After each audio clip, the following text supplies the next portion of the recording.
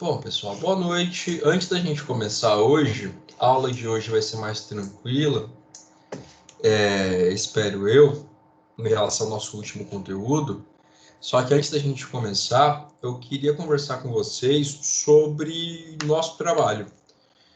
Eu já pedi para os líderes hoje das duas turmas passarem para vocês por WhatsApp no decorrer do dia um link para que vocês tivessem acesso a mais uma um dos questionários pelo Google Forms. Então, pessoal, além do link que está no WhatsApp para vocês, espero que vocês tenham recebido. Se vocês não receberam, por favor, me deem um alô ou façam o seguinte. Vocês vão encontrar no encontro 14 do AVA de vocês, no pós-aula, a atividade 2. Deixa eu até abrir do jeito que vocês vão enxergar.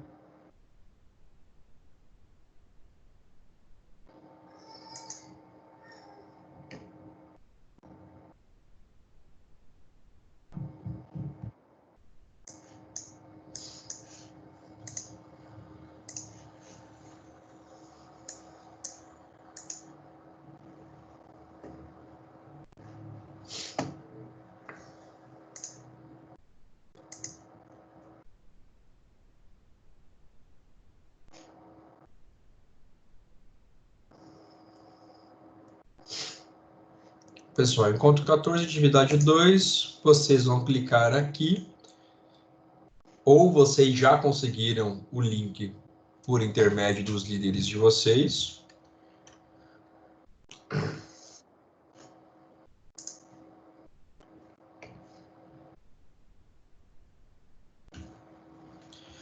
Aqui no encontro 14 pós-aula, vocês vão achar esse link, vocês copiam o link.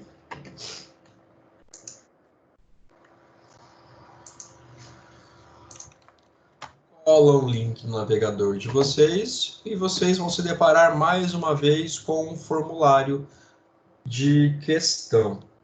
Pessoal, a lógica aqui vai ser a mesmíssima da atividade passada, tá? Vocês vão acessar o link, vocês vão entregar para mim de maneira individual e por meio da própria plataforma. Sempre lembrando que se vocês eventualmente tiverem algum problema, podem me mandar o e-mail, o WhatsApp, o que for, para que a gente converse e resolva do melhor jeito. Mas assim, o Google Forms ele é bem mais tranquilo, muito mais didático e tem menos problemas do que o nosso próprio AVA. Então, não acredito que vocês terão dificuldades. Respondam, percebam que a atividade, deixa eu até deixar maior para vocês enxergarem melhor. A atividade agora vale 2.500 pontos, tá? É uma atividade que sozinha já vale mais do que todo o primeiro bimestre. E é uma atividade que vai ser composta por um enunciado, que vai contar uma historinha para vocês. E aí vocês vão ter 5 questões para responder, valendo 500 pontos cada uma. E aí vocês vão também, como na vez passada, indicar nome e semestre e indicar o endereço de e-mail para que vocês recebam a confirmação de que vocês me entregaram a atividade, tá? A atividade vai envolver assunto desse bimestre e vai fazer uma interligação com o assunto de judiciário e nosso assunto de hoje, que a gente começa a conversar sobre controle de constitucionalidade, que é uma das partes mais legais de todo o direito constitucional. Então, essa aula vai ter muito a ver, essa atividade, melhor dizendo, vai ter muito a ver com o que a gente vai conversar hoje sobre controle. E como se dá, o que é e como se dá esse controle de constitucionalidade. Só fazendo o reforço, pessoal, vocês têm até o dia 29 de maio para me entregar, tá? Então, vocês vão ter exatamente 10 dias para me entregar. Vocês têm até a sexta-feira da outra semana ainda para me fazer a entrega. E aí, na primeira semana de junho, espero que vocês já estejam com tudo corrigido, lançado, a gente corrija e já comece os encaminhamentos para o fim do nosso semestre. Isso independentemente da gente voltar com as aulas físicas ou não. Então, pessoal, quem está chegando agora, espero que os líderes já tenham passado o link para vocês por WhatsApp no decorrer da tarde de hoje. Quem não conseguiu o link pode me pedir, pode pedir para os líderes, pode pedir para os colegas, mas oficialmente a atividade está para vocês no encontro 14, pós-aula, aqui, atividade 2. Acessem esse link, façam as respostas, respondam tudo, enviem e eu vou receber para depois corrigir tudo, tá? Eventuais dificuldades, vocês me comuniquem por meio do e-mail, por favor, ou também no decorrer da aula, ou qualquer outra forma de comunicação que a gente venha a ter. Alguma questão, pessoal, sobre atividade? Tudo certo? Tudo tranquilo? Todo mundo bem? Todo mundo está me ouvindo bem? Não estou falando pro vazio, vocês estão me ouvindo? Tá tudo certo?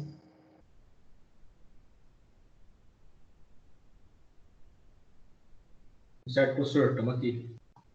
Valeu, Magno, obrigado pelo alô.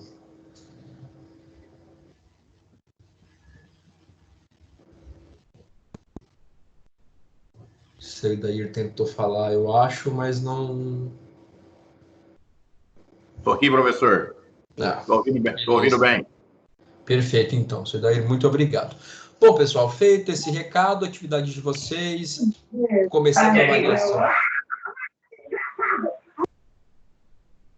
Começando a avaliação do segundo bimestre, essa atividade até sexta-feira que vem para que vocês entreguem.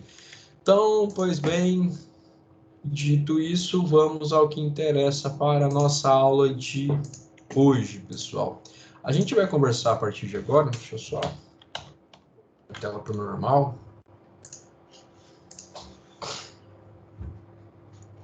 Sobre o que na ementa oficialmente a unidade 3, que é controle de constitucionalidade. Que é basicamente entender o que é conceitos, pressupostos, requisitos, espécies, como ele se dá, e no segundo momento conversar sobre algumas ações específicas sobre o controle de constitucionalidade. Já adianto que na aula de hoje a gente vai fixar os conceitos introdutórios todos, mas só vamos falar de ações do controle concentrado na aula que vem, em que a gente vai conversar sobre a DIN, a DC, a DIN por omissão e a DPF. Fiquem tranquilos, vocês saberão com muita tranquilidade o que é cada uma dessas 4 ações do controle de constitucionalidade. Isso a gente faz aula que vem, tá? Controle concentrado. Hoje a gente explica o que é e fala já de controle difuso, e vamos lá para que isso não fique só assim. Bom, pessoal, a primeira coisa, o que é controle de constitucionalidade? Sim, por que a gente está falando sobre isso e qual a função desse controle de constitucionalidade? A gente até agora já estudou muita coisa sobre a Constituição. A gente já está praticamente um ano nos vendo uma vez por semana e falando sobre o que a Constituição estabelece, sobre uma série de assuntos. A gente já parou para ver o que é uma Constituição, já falou do artigo 1º, artigo 2º, artigo 3º, gastamos bastante tempo falando do artigo 5º da Constituição, começamos a falar de outros assuntos, e tá, legal. A gente já entende essa altura da disciplina, o que é a Constituição, isso já sabíamos, aliás, mas como ela vai definindo direitos fundamentais, como ela vai definindo e estruturando o Estado brasileiro, a forma de exercício do poder, de se chegar ao poder e as estruturas estatais. Mas legal, a gente sabe disso. Mas e quando eu me deparo, e quando eu encontro algum ato normativo, alguma lei, alguma atividade pública que contraria a Constituição Federal? Como isso funciona? Como eu faço o controle da constitucionalidade de atos, sejam eles concretos, sejam eles normativos? É isso que a gente para entender agora, pessoal, em controle de constitucionalidade. Que é, ok, a gente já sabe muito bem até agora o que a Constituição estabelece, mas e quando algo contraria a Constituição? Como eu faço essa aferição e como eu vou buscar controlar e desfazer esse ato que contraria o texto constitucional? Para que a gente entenda isso, pessoal, a gente tem que primeiro estabelecer uma premissa inicial, que a gente já conhece, que é a premissa da supremacia da Constituição, que é, de acordo com o modelo de Constituição que nós adotamos, não existe no ordenamento norma superior à Constituição Federal. Opa. Eu até estou com minha piramidezinha ali, mas a gente vai ter que fazer. A gente já sabe, vocês já estão carecas de saber, que no topo dessa pirâmide se encontra a Constituição. Eu cheguei a comentar com vocês, talvez de relance, que na verdade, existiria uma coisa aqui em cima, mas que é uma coisa abstrata, uma coisa metafísica, uma coisa que não se faz presente na verdade, que é a norma hipotética fundamental, que o Hans Kelsen descreve. Então, a rigor, existe uma coisa aqui em cima, que é uma coisa abstrata. Porque na teoria de Kelsen, pessoal, as normas inferiores sempre necessariamente, de maneira obrigatória, elas têm que tirar fundamento de uma norma superior. E aí a gente vai fazer os extratos daqui a pouquinho, a gente vai começar a subir. E a Constituição? De onde a Constituição tira a própria validade? Que norma justifica, fundamenta a Constituição Federal? Essa é uma situação na pirâmide do Kelsen, na estrutura da filosofia dele constitucional, que não tinha resposta. Aí ele falou, então, quer saber? Existe uma coisa acima da Constituição, que é a norma hipotética fundamental, ou seja, uma norma que não existe na realidade, mas no plano abstrato, num plano irreal, ela fundamentaria essa estrutura piramidal. Mas, de todo modo, no mundo concreto, a gente tem como texto superior a todos os outros o texto da Constituição Federal. Então, quando eu falo em controle de constitucionalidade, e eu já fiz esse desenho para vocês algumas vezes, é o controle que eu faço sobre como essas normas que estão abaixo da Constituição se comportam em relação à própria Constituição. Elas estão de acordo com a Constituição ou não estão de acordo? Então, falar em controle é falar em aferir a adequação vertical das normas em relação à Constituição Federal. É ver se as normas que estão abaixo da Constituição estão em consonância, em harmonia com o texto maior.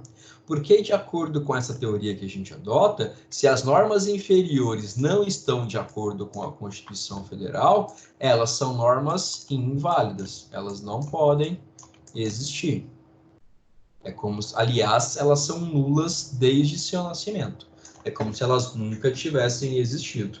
Então, falar em controle é basicamente falar em você avaliar, em você aferir, em você medir se uma norma que está abaixo da Constituição está efetivamente de acordo com ela. E não estando, como proceder, quais as consequências disso e quais as plataformas de controle, quais os mecanismos de controle das normas que eventualmente estejam em desacordo com a Constituição Federal. Então, portanto, falar em controle é justamente o que está aqui no slide para vocês, que aqui. O controle de constitucionalidade nada mais é do que o controle de adequação vertical da norma às disposições do bloco de constitucionalidade. E aqui eu trouxe o mesmo desenho que eu trago para vocês desde o primeiro semestre em que a gente se viu. Eu peguei essa piramidezinha que ela está dividida em apenas 3 camadas, em apenas 3 estratos: normas constitucionais, normas infraconstitucionais e normas infralegais. Só que a gente já sabe que essa pirâmide, ela na verdade é um pouco mais complexa. Então aqui eu tenho a Constituição Federal, só que aqui, no entanto, eu vou ter uma outra camada, que é a camada de normas supralegais. Só depois eu vou ter a camada das leis propriamente ditas. E aí, a base da minha pirâmide, que tem tudo aquilo que é legal. Basicamente, atos administrativos e manifestações do poder público. Então, como está ali no desenho, a gente sempre tem que fazer uma relação lógica de adequação, de verticalidade, de que essa norma tem que estar de acordo com essa, que tem que estar de acordo com essa, que tem que estar de acordo com essa. E no mundo abstrato da filosofia constitucional, também teria que respeitar essa norma hipotética fundamental, que, repito, ela não existe, tá? Ela é só uma justificativa para a teoria. Mas, pois bem, pessoal, aqui, só para a gente reforçar, antes de eu falar do principal, a gente pode ficar interrompendo aqui toda hora. A gente tem mais e mais gente chegando, eu tenho que ficar recebendo aqui. Ponto que eu queria reforçar com vocês, pessoal, é que a gente teve, com a emenda à Constituição 45 de 2004, que a gente conversou aula passada, a gente teve uma situação em que nós criamos, em que a jurisprudência do STF criou esse patamar aqui, tá? Isso aqui não é objeto de controle de constitucionalidade. Mas eu quero aproveitar a oportunidade para que agora vocês já mais maduros na disciplina, a gente volte a falar disso aqui.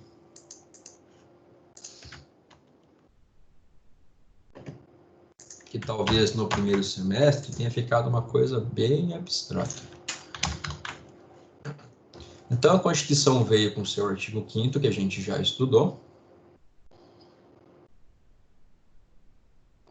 Só que a Constituição, ela não tinha, pessoal, esse parágrafo 3º, que é um parágrafo muito importante para um segundo conceito que a gente vai abordar. Primeiro conceito, controle. Segundo conceito, a gente já vai ver. Esse parágrafo 3º diz para a gente que os tratados e convenções internacionais sobre direitos humanos que forem aprovados em cada casa do Congresso Nacional em 2 turnos por 3/5 dos votos dos respectivos membros serão equivalentes às emendas constitucionais. Então, que mecanismo é esse que foi introduzido na Constituição pela reforma do Judiciário, pela emenda constitucional 45 de 2004? É um mecanismo que ele vai incorporar, que ele vai dar o status de Constituição para todos os tratados de direitos humanos que sejam aprovados, que sejam internalizados pelo Brasil, seguindo o rito de emenda à Constituição. Então, o que isso quer dizer, pessoal? Que é possível que um tratado internacional, quando ele é recepcionado pelo ordenamento brasileiro, se ele seguir aquele rito da emenda à Constituição, que é o rito de 2 turnos em cada casa do Congresso Nacional, por 3/5 dos votos em cada votação, ela vai ter status constitucional. Essa norma que trata de direitos humanos, esse tratado de direitos humanos. Só que aí a gente criou uma situação muito peculiar. Porque percebam que isso aconteceu em 2004. E diante de que assunto se viu o STF? Olha, STF, mas e as normas de direitos humanos, os tratados internacionais de direitos humanos que foram internalizados pelo Brasil, só que eles o foram antes até da edição da emenda constitucional 45. Percebam que ela existe um lapso grande. Oi? Oi, professora Marielle, do quarto semestre. É que tem alguns colegas que eles não estão conseguindo acessar a aula, e aí eles pediram para avisar que eles vão assistir pelo YouTube. Eu não sei se é algum problema com a plataforma. Então, o que eu estou achando curioso é que a gente acho que nunca esteve num número tão elevado de alunos ao mesmo tempo. Também não sei se a plataforma tá saturada, mas sem problemas, a aula sendo gravada também, tá. Não tem problema nenhum.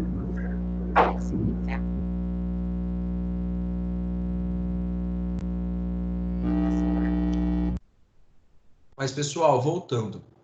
Então, percebam que a Constituição é de 88 e só em 2004 vem esse dispositivo. Então, o que aconteceu com os tratados que vieram nesse meio tempo? Eu tenho a Constituição aqui de 88. E esse meu dispositivo veio só em 2004. E os tratados que o Brasil recepcionou nesse meio período? O que aconteceu com eles? Eles ficaram num limbo jurídico, num limbo constitucional. Isso foi objeto de muita discussão por algum tempo, pessoal. Isso foi objeto de muita discussão, em especial, em razão de um tratado que é a Convenção Interamericana de Direitos Humanos, também conhecida como Pacto de San José da Costa Rica. Esse pacto, pessoal, ele é relativamente antigo e ele foi incorporado, ele foi internalizado pelo Brasil nos anos 90 ainda. Então, ele é um tratado internacional que foi recepcionado pelo direito brasileiro antes da emenda à Constituição 45 de 2004. Então, e aí? O que eu faço com esse tratado? Porque se ele veio antes dessa possibilidade de ser incorporado como Constituição, e se ele é um tratado internacional, que status ele tem? Ele é o quê? Ele é uma lei apenas? Ele é texto constitucional? Ele não é nada porque ele está fora do ordenamento brasileiro, e aqui ele não se aplicaria, mas ele foi, de todo modo, ele foi internalizado por um decreto legislativo. Então, essa discussão foi por muito tempo, pessoal, trazida. O STF entendeu durante muitos anos que os tratados que eram incorporados pelo direito brasileiro, lembrando que a gente está falando de tratados internacionais, que são concebidos, que são criados por meio da articulação de vários países. Não é um direito, não é a norma criada aqui dentro, de forma doméstica. Não é a norma que segue o processo legislativo constitucional. É uma norma que vem de fora, que vem de outras relações que vocês estudam em direito internacional, em especial com o professor Gustavo em direitos humanos, em direito humano público e direito humano internacional. Então, o que deu o STF por muito tempo? Que esses tratados, na verdade, eles eram isso aqui, eles eram leis. Até que o STF, bem mais para frente, vai falar, olha, nós vamos rever nossa opinião. Na verdade, esses tratados de direitos humanos que foram incorporados pelo direito brasileiro, mas não seguiram o rito do parágrafo 3º do artigo 5º da Constituição, seja porque eles são anteriores, seja porque por razões de procedimento eles não adotaram esse rito, eles são, na verdade, supralegais. Então, a gente tem no Brasil, pessoal, abaixo da Constituição e acima das leis, essas normas, que são os tratados de direitos humanos internalizados pelo Brasil, mas sem seguir o rito do artigo 5º, parágrafo 3º. Então, essas normas, elas são superiores às leis. Essas normas, elas regulam o que as leis podem dizer. E é dessa jurisprudência do STF, pessoal, que a gente não tem mais no Brasil a figura da prisão do depositário infiel. Não lembro se a gente chegou a comentar isso com mais detalhes, só que o que eu tinha, pessoal? Eu tenho no texto constitucional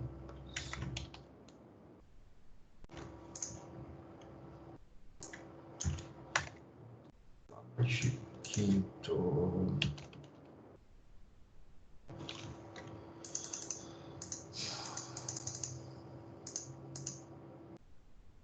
Aqui. Eu tenho no artigo 5º essa disposição. Não haverá prisão civil por dívida, ou seja, ninguém pode ser preso a não ser por uma questão criminal. Pratiquei um crime.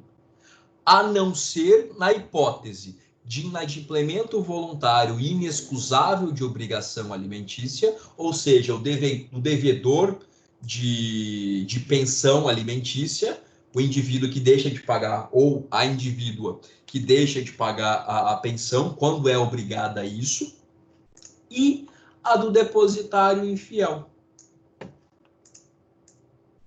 E aí a gente tinha, no Código Civil anterior, no Código Civil de 73, todo um regramento para que eu prendesse o depositário infiel. Lembrando que o depositário infiel, pessoal, é aquela pessoa que teve um bem penhorado, houve a penhora de algum bem. Imagine, acho que eu citei esse exemplo com vocês já. Se eu tenho um devedor que é dono de uma fábrica e o oficial de justiça, e ele está sofrendo uma execução judicial, um cumprimento de sentença. O oficial de justiça vai cobrá-lo e ele não tem dinheiro, ele tem os bens. E o oficial de justiça penhora o maquinário da fábrica. Não tem como o oficial de justiça pegar o maquinário ou pegar um objeto que seja de uso da indústria, pesado, grande e etc., e levar para deixar depositado em algum lugar. O que ele fala? Olha, eu estou penhorando esse maquinário e você, devedor, é o depositário. Você é o responsável por esses bens. Esses bens estão sob o seu depósito. Você é responsável pela guarda desses bens. O que era muito comum? Esse depositário vender os bens e sumir no mundo. Aí a Constituição estabelecia, olha, o cara que faz isso, ou a cara que faz isso, está sujeito à prisão. Ele pode ser preso. Eu tenho tamanho desrespeito à atividade jurisdicional e a boa-fé que essa pessoa merece ser presa, ainda que por dívida, ainda que por razões civis. E eu tinha no CPC anterior todo o regramento de como eu fazia para prender esse indivíduo. Só que aí a gente chegou num ponto, pessoal,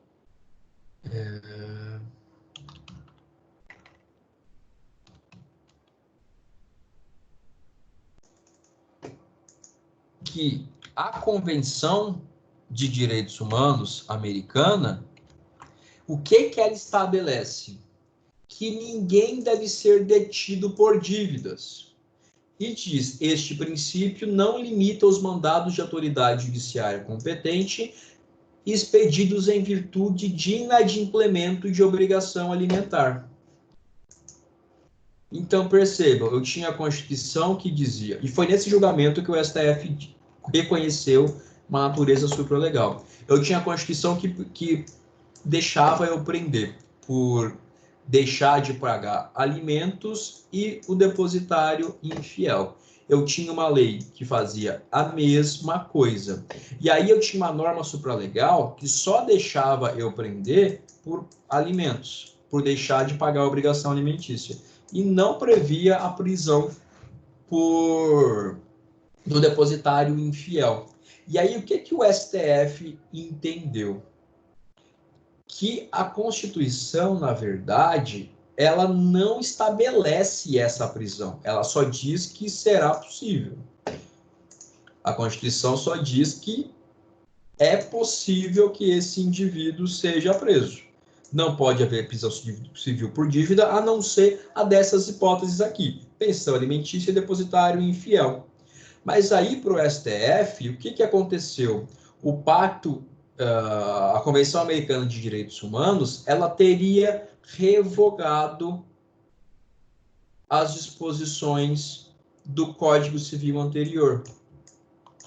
Na verdade, eles usam até uma palavra diferente, eles falam que a eficácia foi suspensa. Só que a lógica é, se aqui eu só permito, e se aqui eu proíbo, e essa norma estaria acima do Código de Processo Civil, então essa aqui foi revogada. Tudo isso para contar para vocês essa história, tá, pessoal? Porque é importante. Porque esses tratados de direitos humanos que não são internalizados na dinâmica do artigo 5º, parágrafo 3º, eles vão ser supralegais. E o precedente do STF que estabelece isso é justamente o precedente que vai tratar dessa relação da prisão civil por dívida do depositário infiel. Mas, pois bem, saibam que existe isso, mas o que nos interessa mais agora é o que está aqui na frente da Constituição, pessoal. Porque percebam, eu acabei de falar para vocês, artigo 5º, parágrafo 3º. Opa, é possível que alguns tratados internacionais tenham status de Constituição, desde que eles sigam esse rito aqui. Ou seja, você começa, a partir de 2004, você começa a ter uma compreensão de que o meu controle de constitucionalidade, ele não está pautado exclusivamente nas normas constitucionais, no corpo da Constituição. A gente começa a falar de uma coisa que se chama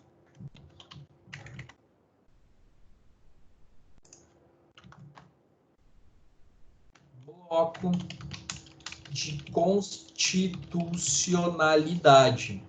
Então, a gente está falando de controle de constitucionalidade, só que o meu parâmetro de aferição de uma norma ser constitucional ou não, esse meu parâmetro não se limita à Constituição Federal. Esse meu parâmetro não se limita do artigo 1º ao artigo 250 mais a DCT da Constituição. Existem outras normas no ordenamento jurídico brasileiro que têm status de Constituição.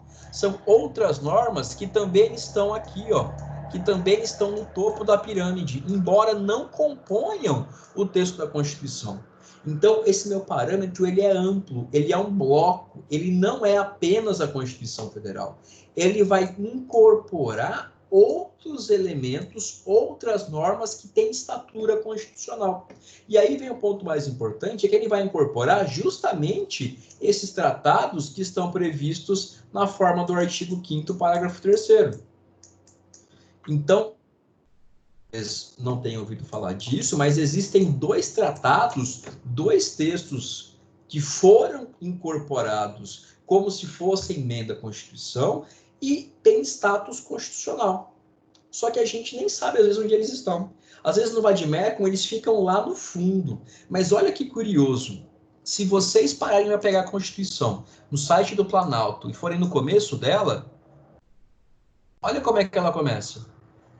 ADCT e, opa, atos decorrentes do disposto no parágrafo 3º do artigo 5º.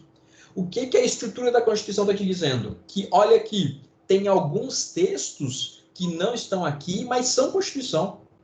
Alguns textos que não estão aqui, mas têm status de Constituição e, portanto, me servem de parâmetro para eu realizar o controle de constitucionalidade. Para que vocês saibam, existem, na verdade, apenas dois tratados. Que é o Tratado de Marrakech para acesso de obras para pessoas deficientes visuais, que é esse aqui, e que é o mais recente, e a gente tem a Convenção de Nova York das pessoas com deficiência. A reestruturação, acho que vocês pegaram o Código Civil já posterior a isso, que talvez já tenha vindo com várias alterações que decorrem desse texto aqui. Quando eu estudei direito civil, quando eu estudei o que era capacidade civil, a redação do código era completamente diferente.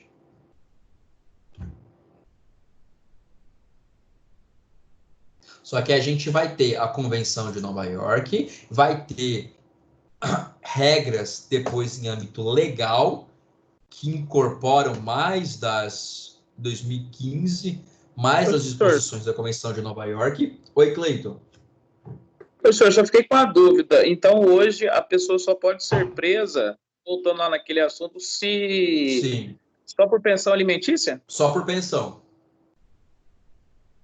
Então, hoje não adianta nem protestar o cara, essas coisas que só vai rolar o trâmite, mas ele não pode, vamos supor, não vai ser mais preso por estelionato, vamos colocar assim? Não, estelionato pode. Pode.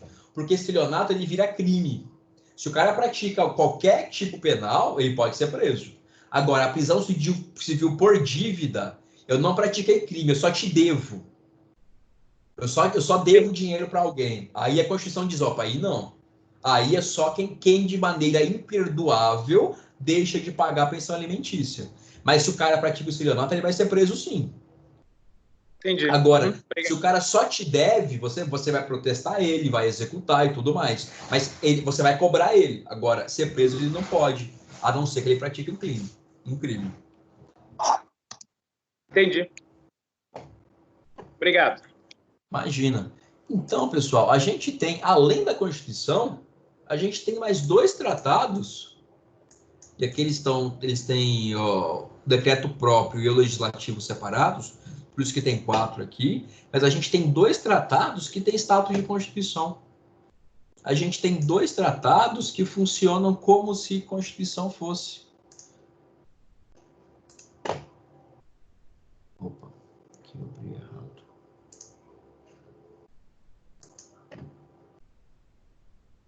Ó, existe todas essas disposições, olha o tamanho, que a gente às vezes nem estuda. Mas tudo isso aqui é Constituição. Tudo isso aqui tem status de Constituição. Então, o Tratado de Marrakech e a Convenção de Nova York. Elas têm estatura constitucional e, portanto, fazem parte do bloco de constitucionalidade. Então, se a gente for definir bloco de constitucionalidade, a gente pode chamar de conjunto de normas que, mesmo não estando inseridas formalmente no texto constitucional,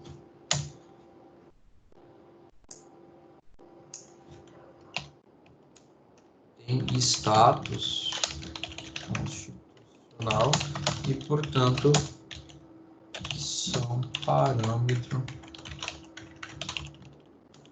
para o controle de constitucionalidade. Então, quando eu falo em controle de constitucionalidade, pessoal, não falo só em olhar para a lei de um estado específico que está aqui e ver se ela está de acordo com o texto da Constituição Federal apenas. Eu falo que também existem outras disposições que eu tenho que analisar. E não só o artigo 1º, do artigo 1º ao artigo 250 da Constituição. Quando eu falo em bloco de constitucionalidade, eu quero que vocês pensem bastante nesses tratados que seguem a dinâmica do artigo 5º, parágrafo 3º, para que eles sejam introduzidos no nosso ordenamento. Só que o bloco de constitucionalidade, pessoal, ele é mais amplo que isso. Aqui eu trouxe o que o Sarmento traz, e ele fala que no Brasil o nosso bloco de constitucionalidade é composto, primeiro, o próprio texto constitucional.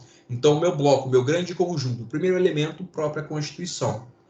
Segundo elemento, pessoal, existem emendas à Constituição Federal que não são incorporadas no texto, que elas não alteram especificamente, elas alteram, mas elas não fazem parte, elas não estão agregadas, inseridas no texto constitucional. Então, você teria que procurar essa emenda à Constituição para lê-la. E ela não estaria no seu vademecum, por exemplo, não estaria prevista no texto constitucional. Também tem que se tomar cuidado, porque como é emenda à Constituição, é Constituição também. Mas mesmo assim, ela pode não estar agregada, pode não estar estruturada com o texto constitucional. Além disso, princípios constitucionais não escritos. Por exemplo, proporcionalidade e razoabilidade. Eu posso dizer que uma norma é inconstitucional porque afronta a razoabilidade, porque afronta a proporcionalidade. Mas onde a Constituição diz que esses princípios têm que ser respeitados? Em lugar nenhum. São princípios não escritos, são princípios implícitos da Constituição. Assim como o princípio do duplo grau de jurisdição. Não está escrito em lugar nenhum, mas é um princípio que vocês sempre vão ver quando forem estudar processo civil, processo penal, processo do trabalho.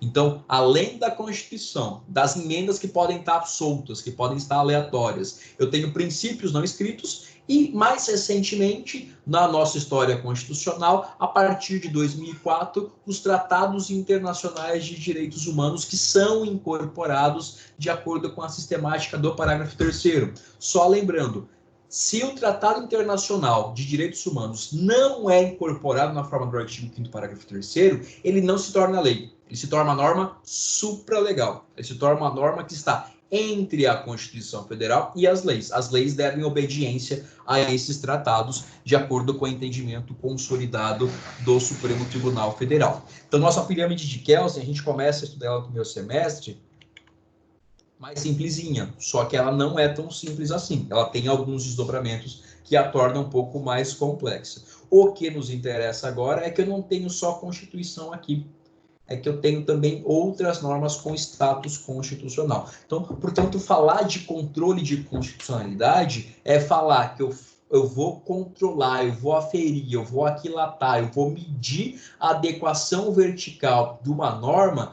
às disposições do bloco de constitucionalidade, e não apenas ao próprio texto da Constituição Federal. Então, minha noção de Constituição ela é mais ampla do que o só texto da Constituição Federal. Lembrando que eu posso falar, de acordo com o nosso slide ali, com a doutrina do Sarmento, em pelo menos 4 itens que compõem o bloco de constitucionalidade. E aí, pessoal, o negócio começa a ficar mais concreto. Professor, pode falar, Cleiton. Esses tratados, então, esses tratados internacionais de direitos humanos, eles superam a nossa Constituição, então? Não. Os que são incorporados como se fossem emenda à Constituição, eles se igualam à Constituição. Os que não são incorporados como se fossem Constituição, eles ficam abaixo da Constituição, mas ficam acima das leis. Aí eles ficam aqui no meu desenho, são esses aqui, os supralegais. Sim, eles vão então ficar esse patamar intermediário, abaixo da Constituição, mas acima das leis. Entendi. Uhum. Vão ficar aqui. E se eles são incorporados na forma do parágrafo 3º do artigo 5º, aí eles ficam aqui. Eles ficam parelhos, eles ficam do lado da Constituição. Exatamente. E aí, pessoal, a gente acabou de falar. O que é bloco? O bloco, ele é a palavra-chave. Bloco é parâmetro. O que é parâmetro? É o meu ponto de referência. É para ele que eu vou olhar para saber se as normas estão de acordo ou não. Ele é a minha referência. Ele é a minha diretriz. Ele é o meu guia, o bloco de constitucionalidade. E aí, como que eu sei se essa norma é constitucional ou ela é inconstitucional? Eu posso olhar para essa norma, pessoal, em 2 aspectos. Um aspecto material, que é o mais comum, e o aspecto formal. O que é o aspecto material, pessoal? É quando eu falo que o conteúdo de uma lei, de um ato normativo ou de um ato público da administração, ele contraria as disposições materiais constitucionais, as disposições com conteúdo constitucional. Por exemplo, se eu tenho uma lei que estabelece a pena de morte, fora da previsão que o artigo 5º possibilita para crimes militares em tempos de guerra, essa é uma lei materialmente constitucional. Por quê? Porque o conteúdo dela é um conteúdo que vai de encontro ao conteúdo da Constituição. Então, eu tenho disposições que vão ser contrárias na sua essência, no seu conteúdo, no que diz. O que essa lei está falando? Ah, essa lei está falando que nenhuma instituição financeira responde por lesões praticadas aos seus clientes. Poxa, isso está de acordo com a Constituição? Não está de acordo com a Constituição, porque a Constituição estabelece que, por exemplo, a gente tem que ter a defesa do consumidor. E até o CDC vem dessa relação. Então, é uma norma que contraria a Constituição. Ah, eu tenho uma lei que estabelece a pena de morte. Pode? Não pode, porque o seu conteúdo contraria a Constituição. Ah, eu tenho uma lei que permite com que a privacidade de todo mundo seja defassada sem qualquer tipo de critério e sem qualquer relação que justifique. Pode? Também não pode, porque a Constituição garante a todos o direito à intimidade também. Então, qualquer lei que estabeleça alguma disposição que é contrária aos preceitos constitucionais, no seu conteúdo, no que eles nos informam, essa é uma lei materialmente inconstitucional. E aí, pessoal, e fica mais fácil de entender agora, existe um contraponto que é a lei que ela é formalmente inconstitucional. O conteúdo dela tá lindo, o conteúdo. Está completamente de acordo com a Constituição. Melhor dizendo, com bloco de constitucionalidade. Só que a forma dela está inadequada. A forma com que essa lei foi criada é uma forma irregular.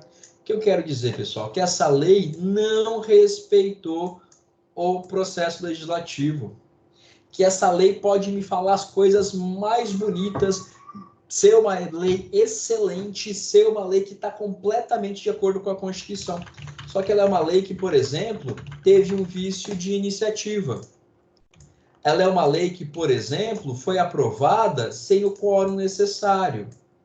É uma lei que foi vetada pelo presidente da República, mas mesmo assim foi promulgada e publicada. Quando eu tenho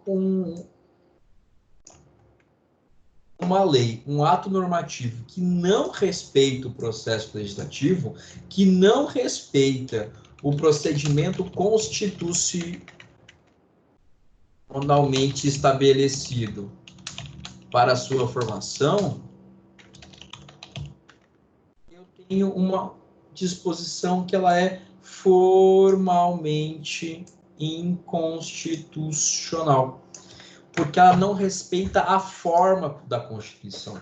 O caminho que ela segue para ser criada é o caminho inconstitucional. Então, que é muito comum, pessoal, a gente vê que a maioria dos casos de inconstitucionalidade formal, vício de iniciativa. Quando eu tenho disposições que são feitas por deputados ou senadores, mas era uma disposição que deveria ser do STF. Era uma iniciativa privativa do STF, ou era uma iniciativa privativa do presidente da República. Então, é muito comum eu ter a inconstitucionalidade formal porque a iniciativa não foi obedecida. Agora, erros na votação, eles já são mais difíceis de acontecer. A votação é feita em painel eletrônico, é acompanhada, etc, etc, etc.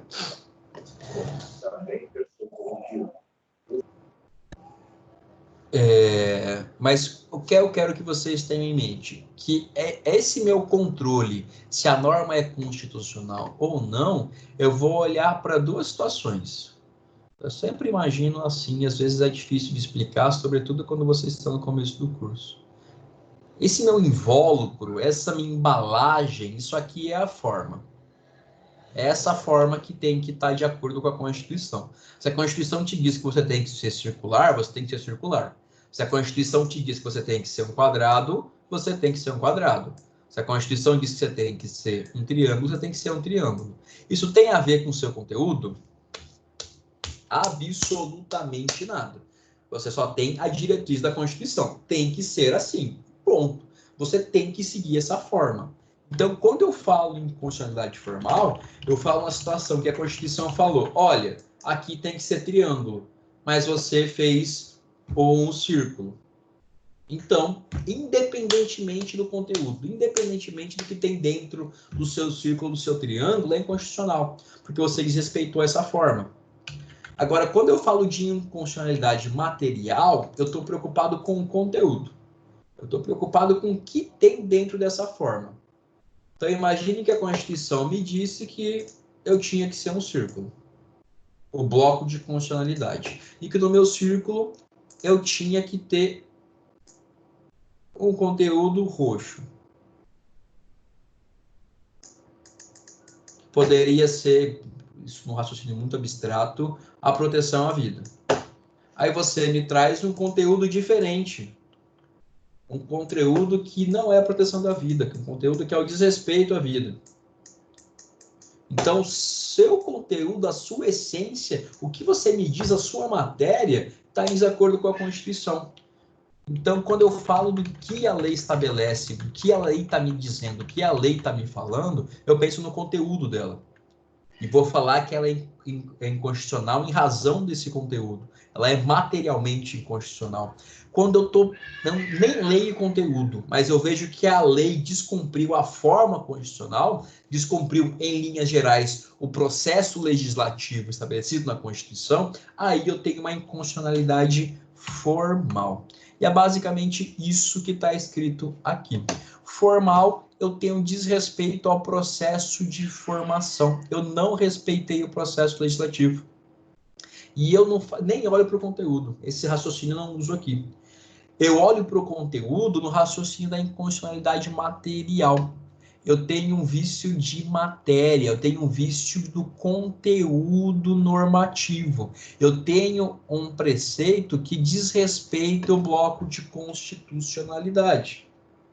Então, por exemplo, a gente tem, como eu disse, a Constituição proíbe a pena de morte em regra. Aí você estabelece que será estabelecida a pena de morte para os casos de furto. Pode? Não pode. Você desrespeitou o bloco. Você desrespeitou um elemento da Constituição. Então, toda vez que uma lei estabelecer algo que não está de acordo com o bloco de constitucionalidade, ela será materialmente inconstitucional. Toda vez que uma lei, um ato normativo, independentemente do seu conteúdo, desrespeitar o procedimento de formação, ela será formalmente inconstitucional. Tudo bem até aqui, pessoal?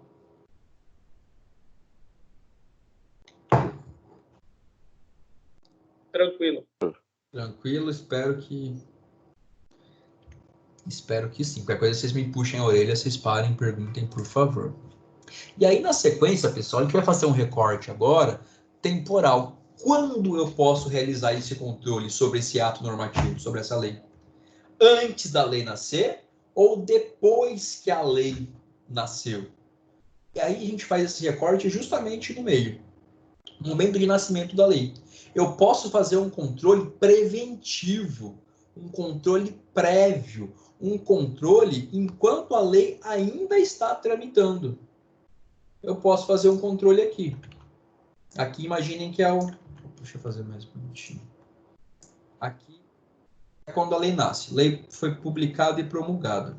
Então, é possível que eu faça o controle para trás, um controle prévio, da mesma forma que é possível que eu faça o controle posterior, que eu vou chamar de controle repressivo. Esse controle repressivo, pessoal, ele é o controle típico. Ele é o mais comum.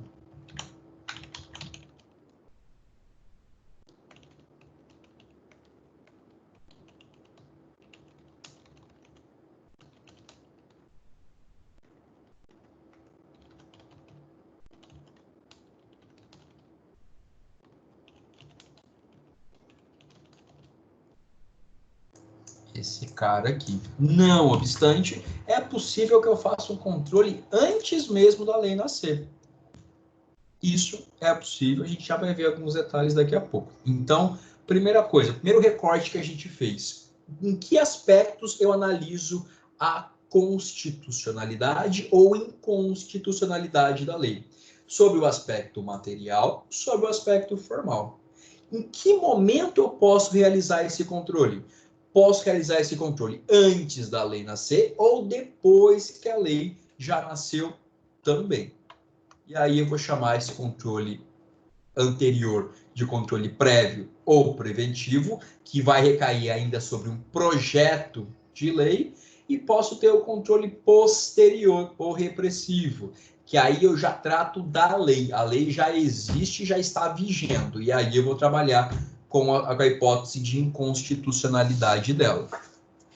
E aí, pessoal, no próximo slide, quem pode realizar o controle de acordo com cada momento desses?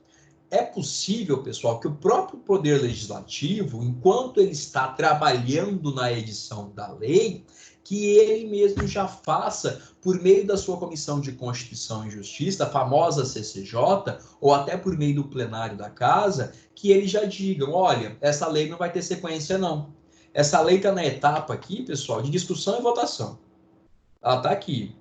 E aí ela vai passar pela CCJ antes de ir para a votação. E a CCJ já vai falar, olha, gente, essa lei aqui não pode seguir não, tá? Essa lei é inconstitucional. Seja formalmente constitucional, seja materialmente.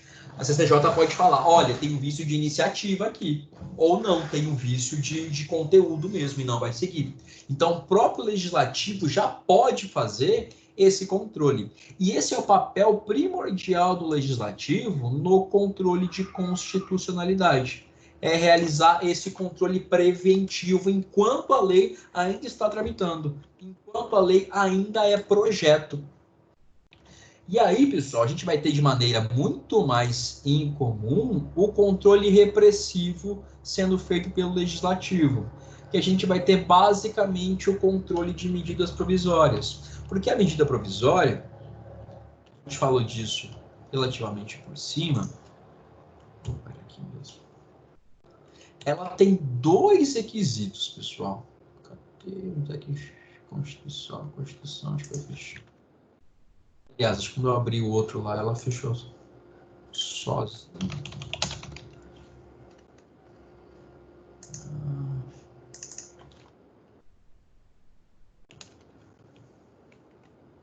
Medida provisória com força de lei. Aqui. Tá. Aqui, 62. Em caso de relevância, deixa eu só aumentar um pouco mais para vocês.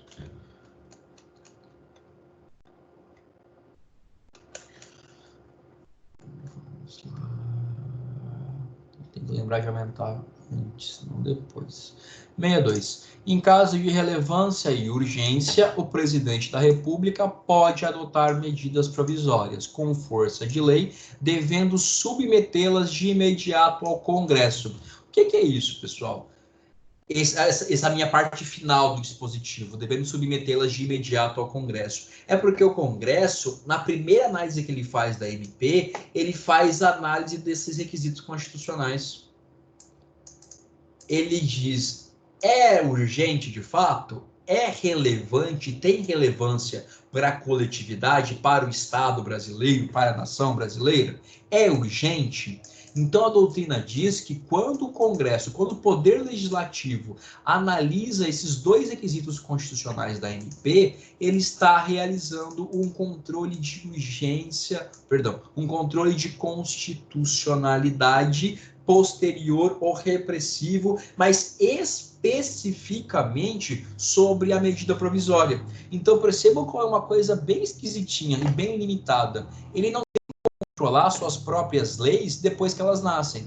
Ele vai controlar, imagine que eu tenho todo esse aspecto, tem que fazer outro, todo esse aspecto aqui de leis, mas ele pode controlar a constitucionalidade só da pontinha, só de uma espécie legislativa. Então, é bem limitado, mas eles fazem. A primeira análise de uma MP tem que ser, é relevante? É urgente? Então, a doutrina diz que quando o Congresso analisa essa única espécie legislativa, e não faz isso com as leis ordinárias, ele realiza controle de constitucionalidade repressivo ou posterior. E aí eu tenho o próprio Executivo, pessoal, que também tem condições ainda meio diferentes para realizar controle de constitucionalidade. Em relação ao controle preventivo, percebam que aqui, controle preventivo pelo legislativo é o controle preventivo na essência. É assim, o controle legislativo melhor, o preventivo mais bem acabado, o que mais funciona, o mais comum, o que mais é pensado para funcionar de maneira preventiva é o do legislativo. E incorporando a análise já do projeto de lei, antes da lei nascer, existe uma outra possibilidade que a gente já estudou, que é do próprio presidente vetar a lei, não por questões políticas, mas fazer o veto jurídico. A gente falou que o presidente, quando ele faz o veto jurídico, é porque ele diz que a lei é inconstitucional. O próprio presidente, quando ele vai para a etapa de sanção, tive a lei, teve iniciativa, teve discussão, teve debates, foi aprovada, foi para o presidente, sanção ao veto. O presidente fala, olha, estou vetando, galera. Estou vetando porque essa lei é inconstitucional. Seja em razão da forma, seja em razão do conteúdo. Mas esses meus dois elementos, eles funcionam muito bem e a lógica deles é fazer com que uma lei constitucional sequer nasça, sequer venha aqui para que eu faça posteriormente um controle repressivo. Então, na essência, o legislativo, ele mesmo cuida do processo que ele está tocando, do processo legislativo. E as próprias comissões do legislativo vão falar, opa, vão levantar a bandeira vermelha, falar, olha, esse aqui não dá, isso aqui vai morrer aqui, esse aqui não pode seguir, porque é inconstitucional. Ou ainda que o legislativo deixe passar, numa segunda etapa do processo legislativo, é possível que o próprio presidente diga, opa, quem levanta a bandeira vermelha agora sou eu, não pode seguir. Não pode seguir porque é inconstitucional. Por isso estou fazendo um veto jurídico. Em ambas as situações, pessoal, legislativo preventivo, executivo preventivo, tanto em relação à forma, tanto em razão do conteúdo. E aí a doutrina diz que também existiria um controle, muito entre aspas, um controle repressivo pelo executivo, que consistiria na possibilidade de um órgão executivo não aplicar uma lei considerada inconstitucional. Mas percebam como isso também é muito limitado em razão a todo o espectro de leis que surgem, todas as leis que nascem. Ele olharia apenas para uma lei que ele foi obrigado a aplicar e ele disse, olha, não vou aplicar não, porque aqui é inconstitucional. Mas a doutrina elenca que isso aqui seria uma forma de controle repressivo pelo judiciário. Deixa eu até fazer uma coisa aqui, pessoal. Controle preventivo, então, ele vai funcionar. Ele é pensado para funcionar por meio do legislativo e por meio do judiciário. Perdão, e por meio do executivo, utilizando o veto jurídico. Eu fiz errado. E aí, pessoal, vem o controle feito pelo judiciário. E aí, com o judiciário, acontece o oposto. O judiciário não foi pensado para fazer controle preventivo. O judiciário foi pensado para fazer um controle depois que a lei nasce. Então, o judiciário aqui vai ser meio capenga em relação ao controle preventivo, mas vai ter mecanismos muito sólidos para realizar o controle repressivo ou posterior. Então, o que diz a jurisprudência do STF e a doutrina? O judiciário pode realizar controle preventivo de constitucionalidade? Pode, em uma única hipótese. Se um parlamentar impetra o mandado de segurança contra o processo legislativo que está em curso, buscando garantir a saúde, a regularidade, a rigidez do próprio processo legislativo. Então, percebam como é uma hipótese muito específica. Se um parlamentar detecta que eu tenho um projeto de lei tramitando, esse projeto de lei é inconstitucional, é admitido que ele impetre no STF, na hipótese da lei federal, no STF, o mandado de segurança e diga, olha, STF, barra o andamento desse projeto de lei, porque ele é inconstitucional. E a ideia que se tem aqui não é nem que o STF funcionaria para proteger, para garantir aquela lei, fazer propriamente um controle do conteúdo daquela lei, mas fazer com que esse deputado que está incomodado, fazer com que o direito desse deputado ou desse senador, desse congressista, de participar de um processo legislativo regular, esse é o direito líquido e certo defendido. O direito do parlamentar de participar, de compor um processo legislativo regular, rígido. Então, quando o STF diz, olha, você impetrante, você parlamentar, tem direito líquido e certo de fazer parte do processo legislativo adequado, ele de maneira apenas indireta faz barrar, faz cessar a tramitação da lei. Então, aqui também, pessoal, eu vou ter uma situação que ela, segundo doutrina e jurisprudência, existe, mas ela é bem esquisitinha. Então, aqui é esquisito, aqui é esquisito, e aqui é esquisito. Existe, mas é muito limitado. Porque essas instituições, esses poderes, não foram pensados para realizar o controle nesses momentos. Então, o legislativo não foi pensado para fazer controle repressivo.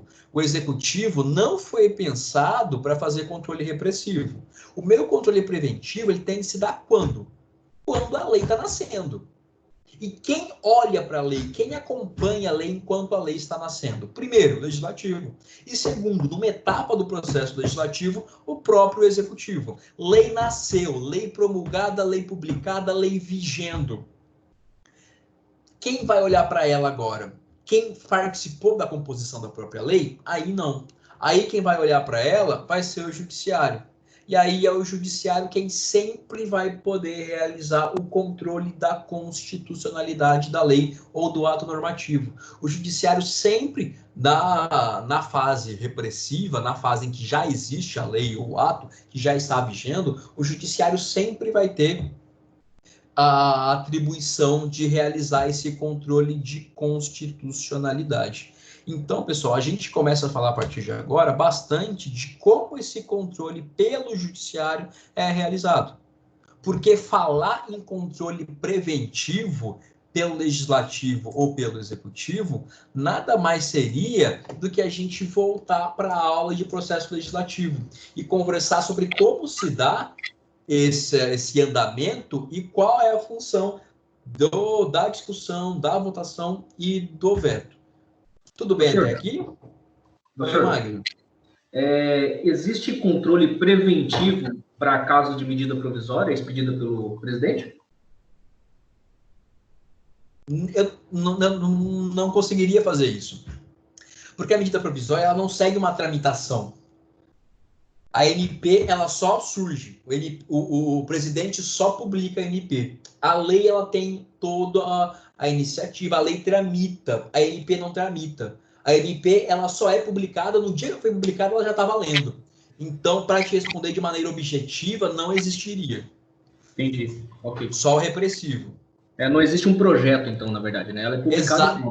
Perfeito, exatamente. O presidente se reúne com os professores, pensa nela e publicou. Publicou a lei, publicou, está valendo. Ou melhor, publicou, tem força de lei. Beleza. Professor. Sim. No caso do preventivo do judiciário, né? Somente mesmo, então, via mandado de segurança por um parlamentar, né? Qualquer pessoa se lesada não pode. No caso, ele não aceitariam, né? Perfeito. A exceção que foi reconhecida, isso é até relativamente recente, tem uns 15 anos, é que quando o STF julga ICMS, ele não olha para o processo legislativo, assim, ele não olha para o conteúdo ou para a forma da lei. Ele está resguardando o direito do parlamentar. Então, se a gente se sentir incomodado, a gente não teria muito o que fazer, além de pedir para que algum deputado tentasse interceder contra aquele projeto de lei. Ou o presidente por meio do veto. Se eu não estou enganado, o mandado de segurança qualquer cidadão pode impetrar, né? Perfeito. Qualquer cidadão pode impetrar. Mas para realizar controle de constitucionalidade preventivo, só parlamentar que poderia. Maravilha. Valeu, professor. Porque a ideia é que nós, eu e você, a gente não tem direito líquido e certo a participar de um processo legislativo rígido, porque a gente não participa de processo legislativo. Nós somos cidadãos que não somos parlamentares. Então, o Supremo fez uma coisa, mas bem limitadinha. Porque se você começa a deixar o Supremo intervir nessa fase aqui, pessoal, o negócio fica esquisito de vez. Porque aí você vai ter um judiciário muito poderoso. Um judiciário que vai meter o bedelho na lei antes mesmo da lei nascer. Então, a ideia é o Supremo até falar, olha, a gente vai decidir aqui, mas com muita calma, tendo ainda o pé muito atrás. Então, a ideia é sempre, pessoal, a ideia é toda a parte da Constituição. Passou ali do artigo 30 e pouquinho, é pensar em equilíbrio. É pensar nos três poderes sempre ali na mesma estatura. Maravilha, beleza, valeu. China. E aí, pessoal, a gente começa a falar, portanto, desse controle judicial, que é uma coisa nova na nossa disciplina. que é entender como o judiciário vai realizar esse controle. Acabei de mostrar para vocês 2 nomes engraçados, ou não. Primeiro, ele pode realizar de maneira concentrada, o judiciário, ou pode realizar de maneira difusa esse controle. E aí, em primeiro lugar, o que é o controle judicial, controle de constitucionalidade, realizado pelo judiciário de maneira repressiva, de maneira posterior e difusa? É o controle, pessoal, que se dá por todo e qualquer órgão investido de jurisdição.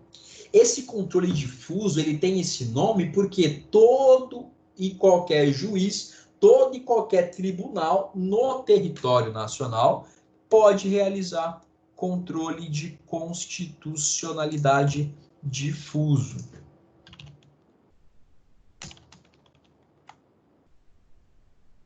Deixa eu pegar um mapinha aqui pra gente. Esse aqui eu já tô também.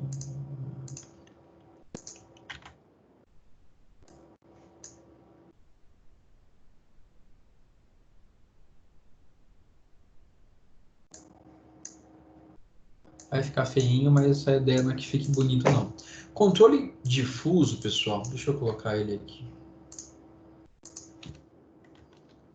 Ele é realizado por todo e qualquer órgão que exerça jurisdição. O que é um órgão que exerça jurisdição?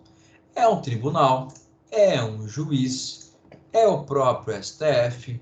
Então, o juiz de Caracol vai realizar, o juiz do Oiapoque vai realizar, o juiz do Chuí vai realizar, o juiz do interior do Ceará vai realizar, o juiz do interior de Minas vai realizar, da mesma forma que o juiz de Cuiabá vai realizar, o juiz de Manaus, e assim sucessivamente. Todo juiz em território nacional vai realizar controle de constitucionalidade difuso, pessoal. E o que é engraçado? Geralmente, os países adotam um modelo de controle de constitucionalidade. Eles adotam ou o modelo de controle difuso, que é o modelo estadunidense, ou o modelo de controle concentrado, que é o modelo austríaco, o modelo alemão. O Brasil, para não ficar de fora, ele faz a junção dos dois.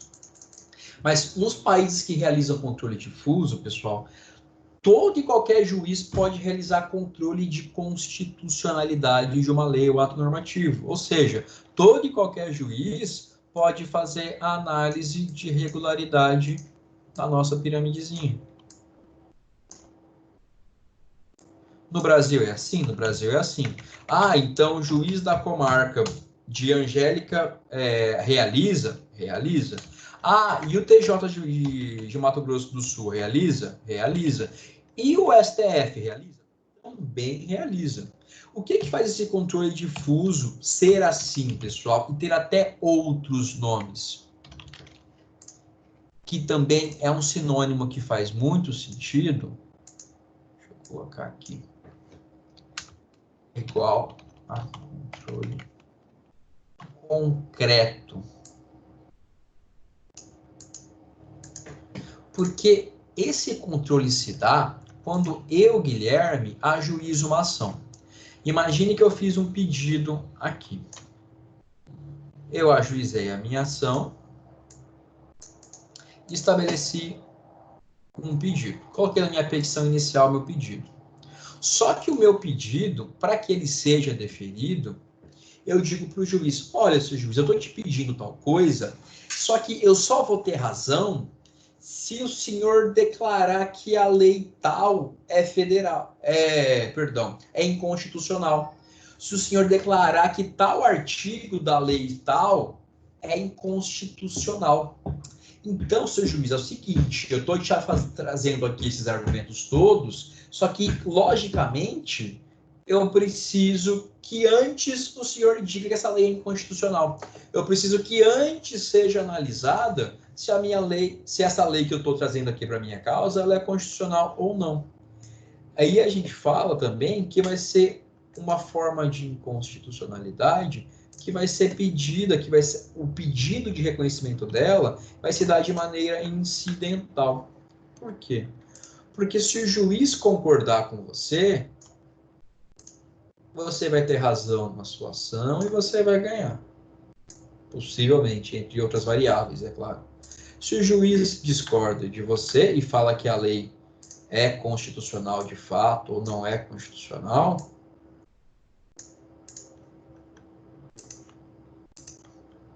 a depender de outras variáveis, é claro, você vai perder.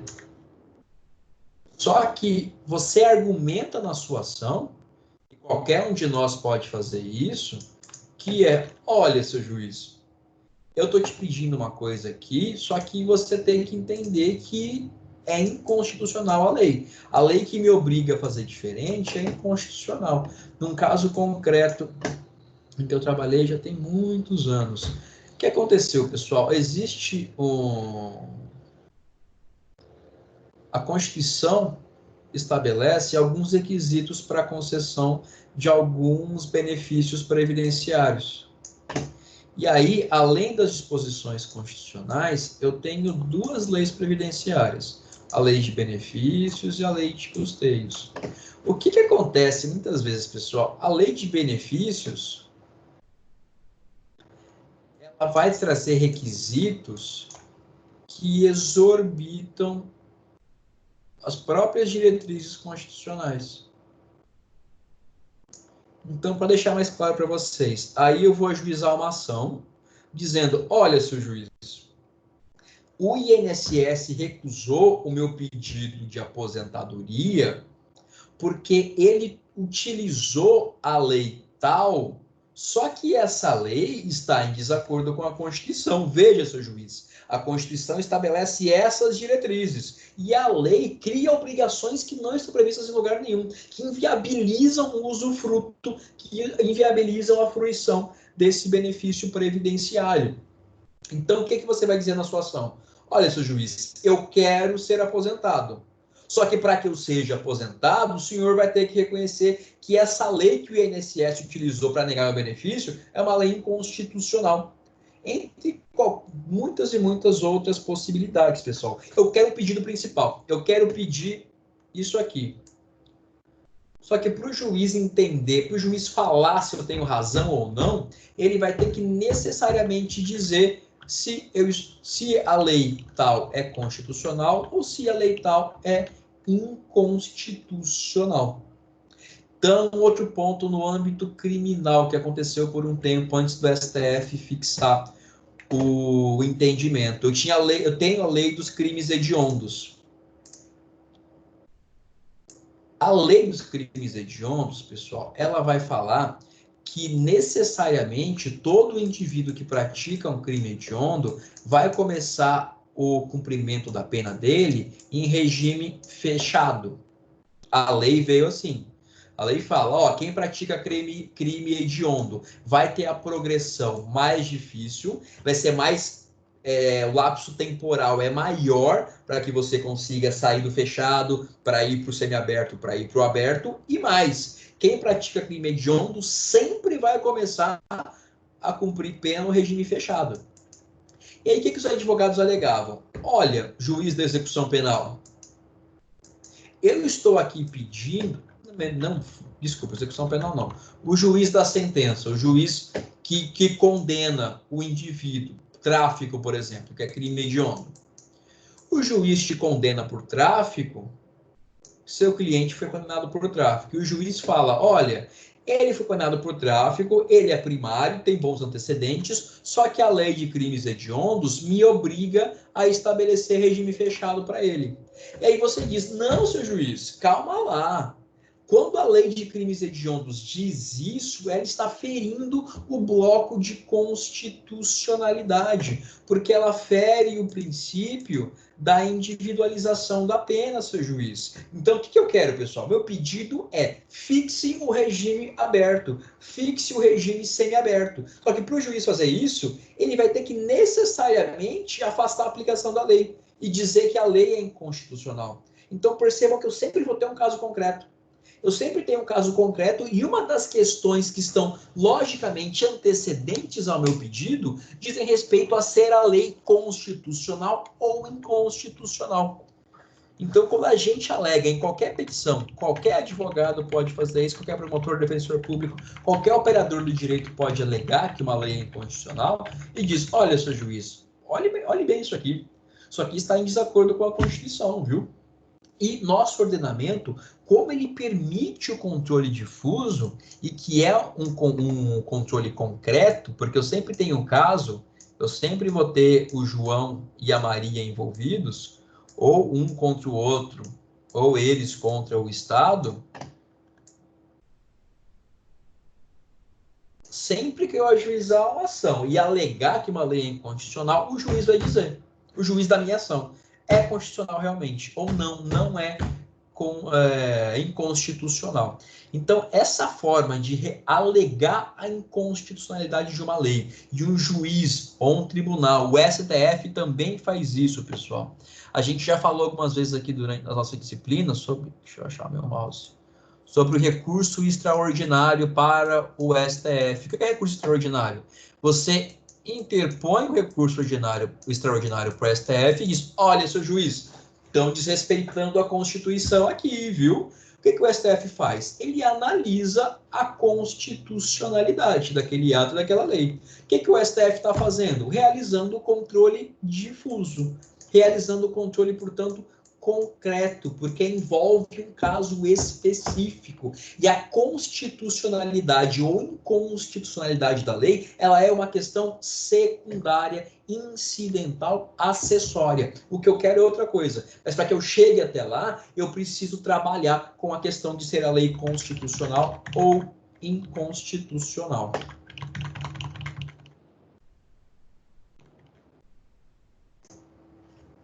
Deixa eu... E aí, pessoal, um ponto muito importante que talvez esteja, assim, seja quase todo o trabalho de vocês. A Constituição, ela parte da premissa de que a lei é constitucional, porque a lei foi criada, se formou por meio de todo o processo legislativo, com todas as suas etapas, por passagem no Congresso Nacional, com passagem pela Presidência da República. Então, a Constituição parte do pressuposto de que a lei é constitucional.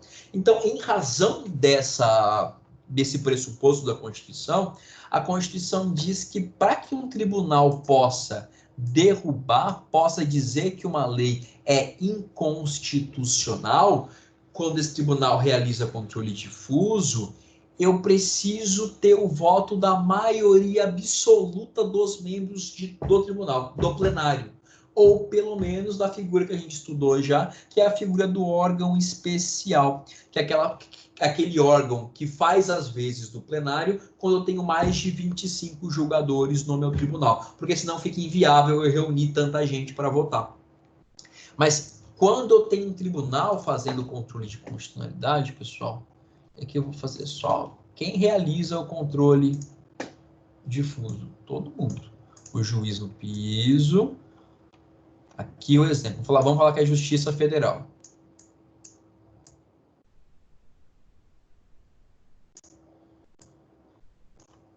Vou desenhar só parcialmente o nosso esqueminha do judiciário, tá? STF realiza controle difuso.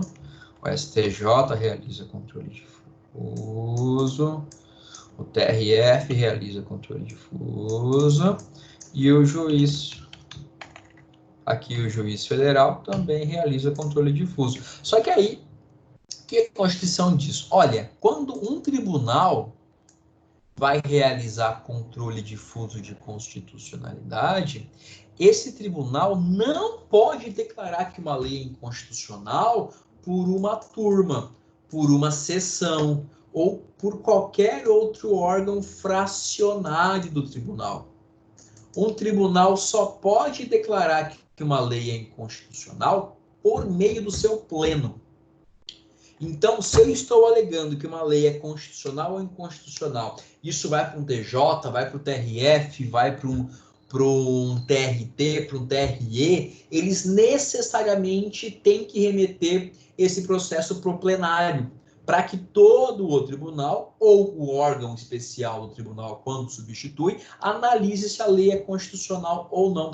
Porque a Constituição entende que seria muito frágil permitir que uma turma com 3 desembargadores pudesse estabelecer se a lei é constitucional ou não, com possibilidade de criar precedentes sobre toda a área de jurisdição daquele tribunal. O juiz pode sozinho, não tem problema. Agora, se eu estou no tribunal, o tribunal tem que obedecer o que a gente chama de cláusula de reserva do plenário, ou a regra do full bench, bancada cheia, ou que a gente sempre vai falar.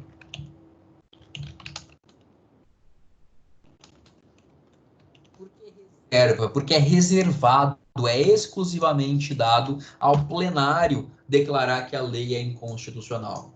Ou o órgão especial, porque o órgão especial, como a gente já falou, ele nada mais é do que uma versão mini, uma versão pocket do plenário. Só que ele atua na condição, com as atribuições, com as competências, como se plenário fosse. Ele só existe para facilitar a articulação e a reunião dos desembargadores ou dos ministros. Então, reserva do plenário, controle difuso realizado por tribunal, eu preciso que o tribunal pleno faça esse controle. Exceções, pessoal, que estão no CPC, mas que valem. Eu não preciso fazer isso se o próprio pleno já se manifestou, eu já tenho posição do pleno, ou se eu já tenho posição do próprio STF. O STF já disse que a lei é constitucional. O STF já disse que a lei é inconstitucional. Deixa eu colocar aqui. Exceção à cláusula de reserva. Se eu já tenho posição do pleno, porque pense, aí não faz sentido. Se eu levo uma questão para o TJ de Mato Grosso do Sul, de inconstitucionalidade de uma lei estadual tal, e o pleno se reúne, o órgão especial se reúne e diz, olha, essa lei aqui é constitucional, sim, senhor. Essa lei aqui vai se manter. Eu não vou afastar a aplicação dela. Se depois de amanhã outra pessoa alega a mesma coisa, faz sentido eu voltar a questão para o plenário? Não, o plenário já se pronunciou. Então aí eu tenho uma exceção. Outra exceção que eu tenho é se o próprio STF já disse é constitucional sim, ou não é inconstitucional. É como o STF, no fim das contas, é o tribunal que vai dar a palavra final. Se o STF já disse, a gente segue o que o STF disse sem precisar levar para o pleno ou para o órgão especial. E aí, pessoal, sobre cláusula de reserva no plenário, tem uma outra última situação, que é a que envolve o STF. O STF não... Deixa eu até colocar aqui junto com a exceção. O STF não está sujeito à cláusula quando realiza controle difuso. Então, o STF, uma turma do STF pode declarar uma lei inconstitucional para aquele caso concreto, sem precisar ir para o pleno, sem precisar ouvir os 11. Eu posso ter só 3 que vão fazer isso, porque essa presunção de que a lei é constitucional, ela pode ser mitigada quando é o próprio STF que realiza a análise. Porque, repito, no fim das contas, quem vai dizer, dar a palavra final vai ser o próprio STF. Então, controle difuso, como ele se dá, pessoal? Sempre num caso concreto. E eu vou alegar a inconstitucionalidade como um argumento logicamente antecedente, mas acessório, mais secundário. Porque o objetivo da minha ação não é declarar a lei constitucional ou inconstitucional. O objetivo da minha ação é conseguir o bem da vida X, é conseguir dinheiro, é conseguir a condenação, a concessão do benefício previdenciário, é conseguir a concessão de um contrato público específico. Esse é o meu objetivo. E de maneira secundária, eu vou alegar que uma lei tal, com ato normativo tal, é inconstitucional. O juiz pode sempre realizar sem problema, mas quando sobe para um tribunal, só o pleno ou o órgão especial é que podem fazer. Cheguei no STF, tenho que respeitar essa regra? Não precisa. O STF pode dispensar de maneira a não ter que te levar para o pleno. E aí uma questão que eu não vou me aprofundar para não ficar chato, que eu já falei muito dessa cláusula, mas vejam para o trabalho de vocês a súmula vinculante 10, tá? Que tem a ver com o artigo 97. Só complementem com súmula vinculante 10 o que está aqui no slide e o que está aqui nessa explicação, que vai auxiliar bastante vocês na tarefa, na atividade. Ufa. E ainda falando de controle difuso, mas basicamente o que a gente já falou. Isso aqui também é importante, pessoal. Percebam que meu controle ele é feito dentro de uma ação, dentro de um processo. Então, até quando o próprio STF faz controle difuso, embora exista divergência, mas tenham isso na cabeça de vocês, tenham isso gravado, sem medo nenhum de errar. Quando o próprio STF faz controle difuso, eu não tenho efeito vinculante.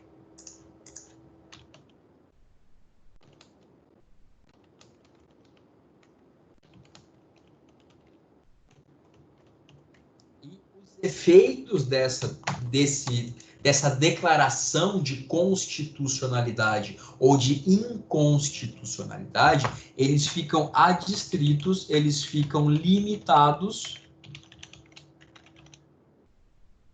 ao caso. As partes. Então, se o juiz da comarca de Angélica disse que a lei federal tal é inconstitucional, isso não é objeto de vinculação para nenhum juiz em lugar nenhum, tá? Isso só surte efeito para aquele caso concreto. Isso só tem efeitos dentro dessa ação judicial. A mesma coisa, se o TJ de Mato Grosso do Sul faz controle concreto e diz que uma lei tal é inconstitucional, só vale para aquele caso. Ainda quando o STF realiza controle difuso, realiza controle concreto por meio de recurso extraordinário, os efeitos ficam presos, limitados, adstritos ao próprio caso, ao próprio processo. Eu não tenho efeitos extraprocessuais. Eu não tenho efeitos de vinculação para quem não participou do processo. O que a gente tem aqui é muito comum é ter um efeito persuasivo, tá? Não efeito vinculante. É falar, olha, o STF está decidindo assim, viu? Não fez de maneira vinculante, mas o STF já pensa assim. Então, é um parâmetro a se observar, mas não gera efeitos vinculantes, tá? 2 pontos importantíssimos do controle difuso e que decorre dessa lógica de como ele se dá a partir de um caso concreto. Não há efeito vinculante e ele se limita às partes, ou seja, para falar bonitinho, ele tem efeitos apenas interpartes. Eita, você não queria pagar, não. Mas, enfim, tá ali no slide. Efeitos interpartes sem efeito vinculante. Só que é possível ainda que o Senado, pessoal, faça a suspensão de uma lei que é declarada inconstitucional em controle difuso pelo STF. Então, eu não tenho efeitos erga omnes, mas é possível que o Senado conceda a suspensão da lei, que é extremamente incomum, mas está lá na Constituição. E aí, ufa, a gente começa a falar de controle concentrado a partir de agora. O controle concentrado, pessoal, ele já é aquele modelo austríaco, o segundo modelo que a gente adota. O Brasil é peculiar porque ele faz os dois. Centrado. Esse aqui, ele é abstrato. Esse aqui, pessoal, ele não tem nem João nem Maria. Nesse aqui, eu não tenho como argumento secundário a ser a lei constitucional ou não. Aqui eu ajuizo uma ação exclusivamente para que a lei seja reconhecida constitucional ou inconstitucional. Então, eu vou ter uma ação movida por alguns dos legitimados do 103. O objeto dessa ação vai ser a constitucionalidade ou inconstitucionalidade de uma lei específica. Percebam que eu não tenho polo passivo, eu não tenho réu. Eu vou ter aqui no procedimento da lei apenas a AGU que pode se pronunciar defendendo a lei. Mas eu não tenho réu. Eu ajuizo uma ação, é como se meu réu fosse a lei. É como se minha parte passiva fosse a lei. Olha, lei, eu estou indo contra você. Porque aqui meu único objetivo é fazer com que um único órgão, repito, um único órgão que fica aqui, faça esse controle, que é o STF. Que é o STF que vai dizer, olha, realmente, eu vou julgar essa ADIM, essa ADC, essa ADIM por omissão, essa ADPF, e estou dizendo que a lei tal é inconstitucional, ou que a lei tal é constitucional. Então, aqui, pessoal, não tem nenhum órgão jurisdicional no Brasil, à exceção do STF, tirando o STF, pode realizar controle concentrado. Quem o faz exclusivamente é o STF. E aí, esse controle se dá por meio das ações do controle concentrado. A gente vai ver na aula que vem. A ADIM, ADC, a ADIM por omissão e a ADPF, que são 4 possibilidades de ação. Aqui, ação declaratória de inconstitucionalidade, ação declaratória de constitucionalidade, ação declaratória de inconstitucionalidade por omissão e a arguição de descumprimento de preceito fundamental. Essas 3 aqui são gêmeas, siamesas, e esse aqui é o primo um pouco distante. Tem algumas características diferentes, mas a gente vai ver isso na aula que vem. Mas o que eu quero que vocês já saibam, pessoal? Se no controle difuso eu não tenho efeitos vinculantes e só tenho efeitos interpartes, aqui no controle concentrado eu vou ter exatamente o oposto. O que o STF decide em controle concentrado é vinculante em todo o território nacional para todo o executivo e todo o judiciário. E, além disso, por essa razão, meus efeitos são erga omnes, ou seja, se aplicam em todo o território nacional. Isso aqui é o latim para todos os homens, todas as pessoas. Então, todo mundo no território brasileiro tem que seguir as decisões do STF em controle concentrado, tá? Só reforçando, o STF é o único tribunal que pode fazer isso. É o único tribunal com competência constitucional para fazer isso.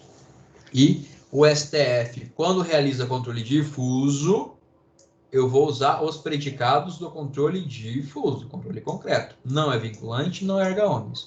Quando eu realizo controle concentrado, controle abstrato, aí sim eu vou ter efeitos vinculantes e aí sim eu vou ter efeitos erga omnes. Então a gente vai começar a aula que vem a falar dessas ações propriamente. E percebam que tudo que a gente for falar, pessoal, vai ter isso aqui de forma muito marcante. São ações pensadas para criar declarações do STF que vão valer para o Brasil inteiro. Sobre ser uma lei constitucional ou sobre ser uma lei inconstitucional, a partir do recorte temporal repressivo e a partir da lógica, seja da constitucionalidade formal, seja da constitucionalidade material. E aí, eu sei que vocês estão cansados, eu achei que eu fosse falar 40 minutos hoje só, pessoal. Desculpa pelas aulas extensas. Mas aqui uma tabelinha, só para a gente resumir isso um pouco. Então, controle judicial concentrado, apenas o STF faz, de maneira abstrata, ou seja, sem relação com o caso concreto. Não tem caso concreto, não tem parte ré aqui. Eu não tenho o confronto entre demandante, demandado, requerente e requerido, autor e réu aqui. E aqui eu vou observar sempre abstratamente a violação à Constituição ou a correspondência com a Constituição. No difuso, qualquer juiz ou tribunal no Brasil pode fazer, inclusive o STF, e sempre em um caso concreto. Então, difuso, concreto,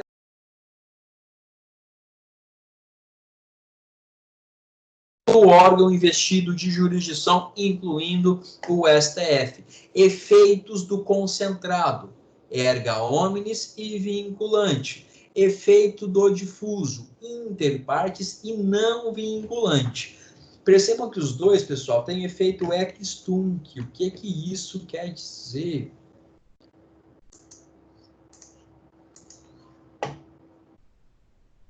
Quando a gente reconhece que uma lei é inconstitucional, pessoal, ela, em regra, vai ter efeitos retroativos, esse reconhecimento da inconstitucionalidade. Porque eu tenho um vício de origem, eu tenho um vício, para quem gosta de latim, ab ovo. Seja formal, seja material, essa inconstitucionalidade. Então, é como se essa lei nunca tivesse existido. A gente vai estudar na aula que vem algumas exceções a essa regra. Então, essa minha lei, a gente adota a teoria da nulidade.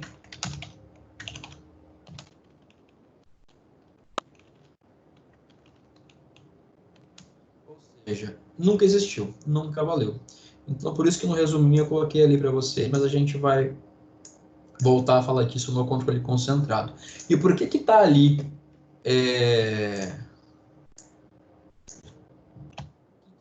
ex nunc? O que é ex tunc? É um terrível decorar aí. Mas eu trouxe para que vocês saibam. No controle, a gente vai ter efeitos retroativos. E aí a gente pode fazer a diferença entre ex tunc e ex nunc para que vocês nunca mais... Quem nunca viu isso, espero que ajude. Quem já viu, peço desculpas, porque é uma coisa muito tosca.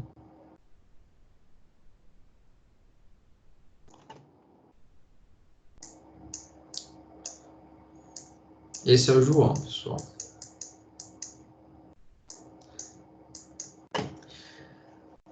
Aqui a gente tem registrado que eu vou ter efeitos sempre retroativos. Por que eu falo que o efeito retroativo, como que eu vou ajudar vocês a decorarem? O efeito retroativo, ele vai chamar efeito ex tunc. Porque se você der um tapa na cabeça do João, o boné do João vai para onde? Para trás. Então, tapa na testa, boné para trás, efeitos retroativos. E por que o ex nunc é o oposto? E por que o João está com boné? E o que o João tem a ver com isso? Efeito ex nunc é, se eu dou um tapa. Deixa eu mudar a cor. Eu sei que é podre, mas ajuda a lembrar, especialmente em hora de prova, tá? Efeito ex nunc é o oposto. Se eu der um tapa na nuca do João, para onde vai parar o boné do João? Para frente. Então, aqui no efeito ex nunc, eu tenho efeitos prospectivos. Quando eu falo em controle de constitucionalidade, eu vou falar, em regra, com uma exceção muito específica, que eu sempre vou dar um tapa na testa do João. Eu sempre vou derrubar o boné do João para trás, porque eu vou falar sempre em vícios de origem, como se a lei nunca tivesse existido. É uma lei nula. É uma lei que não tinha condições de operar efeitos, porque ela ofende o bloco de constitucionalidade. A gente vai falar de algo chamado de modulação dos efeitos no controle concentrado na aula que vem. Mas essa é a relação tanto no controle concentrado quanto no controle difuso, eu vou ter esses efeitos operando em regra. Então, Extunk, tapa na cabeça, na testa do João, com o boné para trás, ou seja, efeitos retroativos. Pessoal, desculpa ter falado tanto, não consegui nem deixar abrir tanto para a intervenção, mas tudo certo, tudo tranquilo, todos bem, todos vivos. Alguma dúvida, alguma consideração? Estou tranquilo, professor. Tranquilo. Da próxima vez dá para chamar o bonequinho de Rodrigo, professor? Pode ser, pode ser. Podemos. Beleza.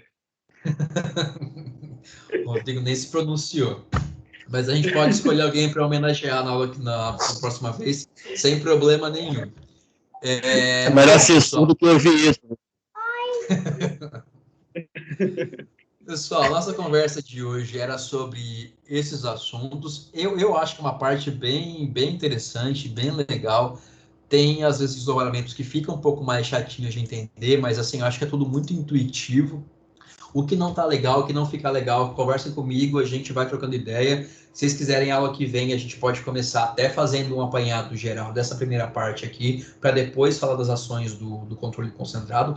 A aula que vem, eu já adianto, eu vou tentar deixar ela bem light, mas é uma aula mais chatinha, porque a gente tem que ficar vendo o procedimento das leis, tal. Vou tentar deixar ela mais dinâmica, sobretudo porque é aula online e cansa. Eu sei que cansa, eu sei que é chato ficar 2 horas com a bunda sentada me ouvindo falar. Mas nossa missão é essa, a gente está bem tranquilo, assim, bem bonitinho no nosso cronograma, no nosso itinerário. E, pessoal, é isso. Pessoal, quem chegou depois, muita gente entrou depois, acho que os líderes já passaram para vocês o trabalho, tá? O link por WhatsApp. Quem não conseguiu o link, peça para mim, peça para os líderes e vocês vão encontrar no encontro 14, pós-aula, o link do Google Forms. Copiei, colei, respondo até o dia 29 de maio, sexta-feira da semana que vem, e entrega para mim por aqui 5 questões que envolvem controle de constitucionalidade e poder judiciário também. Nossos 2 temas vistos até agora. Quem assistir essa aula vai tirar de letra isso aqui, tirando a primeira pergunta, que é uma pergunta mais sacana mesmo. Mas o resto vai tranquilo, o resto espero que vocês tenham entendido bem. Ufa, bom, pessoal, se ninguém tem nenhuma consideração a mais, nenhuma intervenção...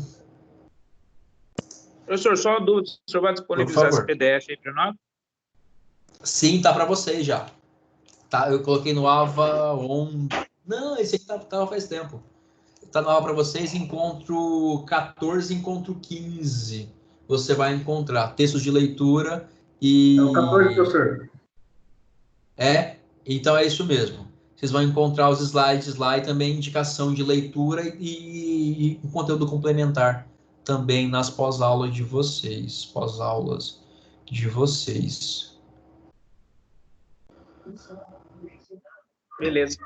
Beleza? Bom, pessoal, desculpa pela aula extensa, eu estou prometendo faz alguns dias. A aula passada foi mais tranquila, pelo menos, embora eu tenha falado muito. Eu sei que cansa, vou tentar trazer uma aula bem mais light semana que vem, porque o assunto eu acho que é mais chatinho de entender. Muito obrigado pela participação de vocês, por terem acompanhado, pela presença. Foi um prazer, como sempre, ainda que à distância. Bom resto de semana a todos, se cuidem, até a semana que vem. Qualquer coisa, me mandem um WhatsApp, me mandem e-mail, que a gente vai conversando, tá? Valeu, Nath, um abraço, obrigado. Boa noite. Boa noite, professor. Boa noite. Boa noite, Forte abraço, professor. Falou.